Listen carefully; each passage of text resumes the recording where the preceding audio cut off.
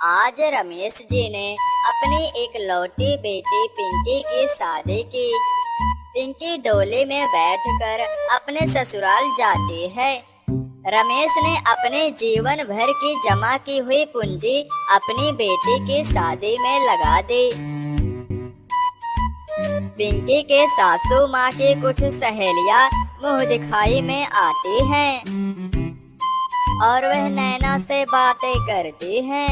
क्या रे नैना, तेरी बहू तो बहुत खूबसूरत है, पर इससे क्या? मेरे बेटे की शादी में मुझे तो डायमंड का हार मिला था, तुम्हें सोने का भी नहीं मिला क्या? हाँ हाँ नैना, मेरी बहू भी 100 तोले सोना लेकर आई थी। तुम्हारी बहू कुछ लेकर आई है कि नहीं? नैना उन सब की बातें सुनकर बहुत क्रोधित हो जाती है और शादी के बाद दहेज मांगने का फैसला करती है। और इधर पप्पू भी अपने दोस्त से बातें कर रहा था। क्या भाई पप्पू, पिंकी जैसी खूबसूरत बीवी तुझे मिली है, तू तो बहुत नसीब वाला है रे। तू कहता था दहेज में बुलेट लूंगा और तेरा ससुर साला साइकिल भी नहीं दिया। पप्पू के दोस्त पप्पू का मजाक उड़ाने लगते हैं।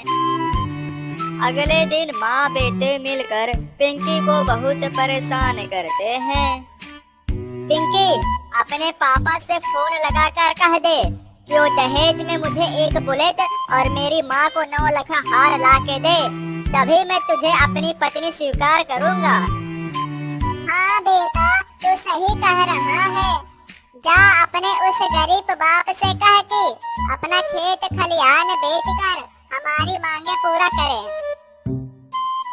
माँ जी, आप ये कैसी बातें कर रही हैं? मेरे पापा ने अपनी सारी दौलत इस शादी में खर्च कर दी, वो कहाँ से आपकी इतनी बड़ी मांगे पूरा करेंगे? पिंकी की बातें सुनकर पप्पू उसे मारने लगता है। जा दहेज लेकर आ, तभी यहाँ पर तू सुखी से रह पाएगी, वरना रोज ऐसे ही मार खाएगी। कुछ सप्ताह ऐसे बीत जाते हैं। एक दिन नैना बाजार से आ रही थी, तभी वह देखती है कि एक बहन बैठी रो रही है। नैना उनके पास जाती है। क्या हुआ बहन जी, आप रो क्यों रही हैं? कोई समस्या है? मुझे बताइए, शायद मैं आपकी कुछ मदद कर सकूं। क्या बताऊं बहन, अभी 2 महीने ही हुए मेरी बेटी की शादी हुए और आज वह विधवा हो गई। मेरे पास करोड़ों की संपत्ति है और उसका वही एक वारिस है। अब पता नहीं उससे शादी कौन करेगा। करोड़ों की बातें सुनकर नैना अपने मन में सोचने लगती है। अब तो मैं करोड़पति हो जाऊंगी, बस इन्हें कैसे भी शादी के लिए मना लूं। बहन, भगवान जो करता है भले के लिए ही करता है। मेरे बेटे का भी पिछले हफ्ते शादी हुआ था और कल मेरी बहू का देहांत हो गया। मेरा बेटा बड़ा नेक है, उसको दहेज का कोई लालच नहीं है। हमने दहेज में 1 रुपया तक नहीं लिया। क्या आप अपनी बेटी की शादी मेरे बेटे संग करेंगी? जब माँ इतनी अच्छी है तो बेटा बुरा कैसे हो सकता है।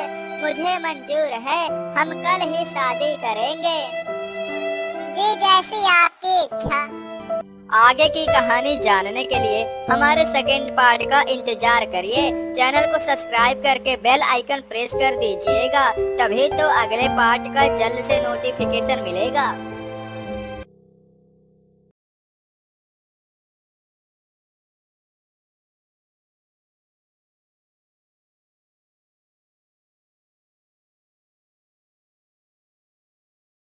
नैना दौड़ी दौड़ी घर आती है और अपने बेटे को सारी बात बताती है। दोस्तों, अगर अभी तक आपने पहला पार्ट नहीं देखा है तो उसे देख लीजिए। लिंक डिस्क्रिप्शन बॉक्स में दिया गया है और आप ऊपर आई बटन पर क्लिक करके भी देख सकते हैं। तुम सच कह रही हो माँ, हम करोड़पति हो जाएंगे। मैं अपनी मनपसंद कार लेकर घूमूंगा और अपने दोस्तों को दिखाऊंगा। और हाँ, मैं 9 लाख हार पहनूंगी। वो सब तो ठीक है, पर पिंकी का क्या करें? तुम चिंता मत करो माँ, हम आज रात ही उसे मारकर घर के पीछे दफना देंगे। सुन पप्पू, उसे जान से मारकर क्या पाएगा? ये ले 10,000 और आज की रात हमें पिंकी के साथ बिताने दे। पैसों ने पप्पू की मट्टी मार रखी थी। वह पैसों की लालच में मान जाता है। रात को वे दोनों पिंकी के साथ गलत काम करके उसे मारकर घर के पीछे दफना देते हैं और पप्पू ये सब खड़े खड़े देख रहा था। अगले दिन पप्पू की शादी मीरा के साथ हो जाती है। मीरा बहुत ही अमीर घराने से थी। दहेज में बहुत सी महंगी महंगी चीजें लेकर आती है और यहाँ पिंकी चुड़ैल बनकर अपने कब्र से बाहर आती है और सबसे पहले उन दोनों लोगों के पास जाती है जिन्होंने पिंकी का रेप करके उसे मार डाला था। तुम कौन हो? क्यों पहचाना नहीं? मैं वही हूँ जिसे तुम लोगों ने मारकर जमीन में गाड़ दिया था।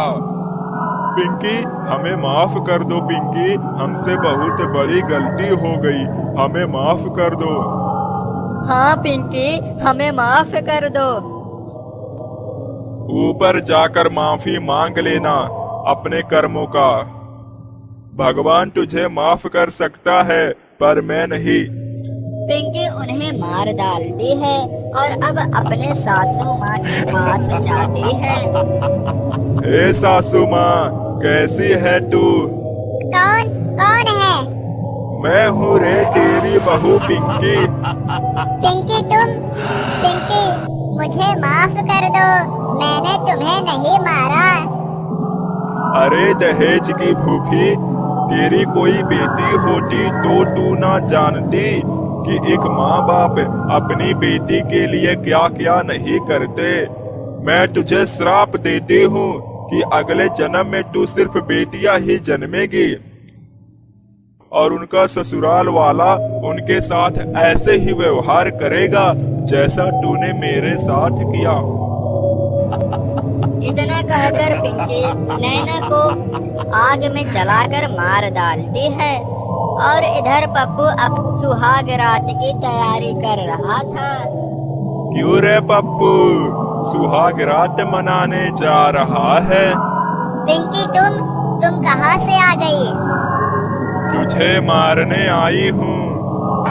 मीरा पिंकी के सामने हाथ जोड़कर कहती है, आप मुझे विधवा मत बनाइए, मुझे सुखी जीवन जीने दीजिए।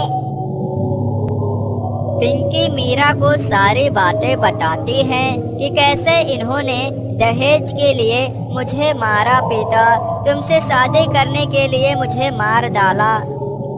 मीरा ये सारी बातें सुनकर दंग रह जाती है कि कैसे इन माँ बेटों ने मुझे अपने जाल में फंसाया। ऐसे लोगों को जिंदा रहने का कोई हक नहीं है। इतना कहकर मीरा वहाँ से चली जाती है और पिंकी पप्पू को मारकर मुक्ति प्राप्त कर लेती है।